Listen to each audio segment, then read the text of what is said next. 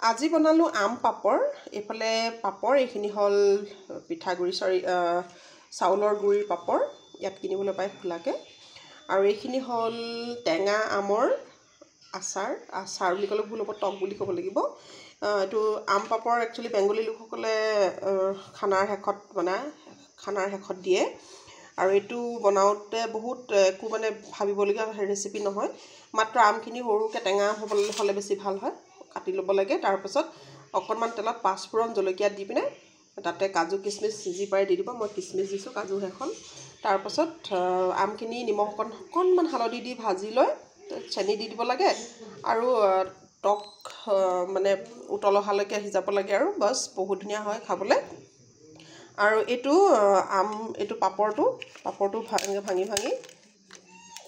ভাঙি এই ধৰণে এনেকৈ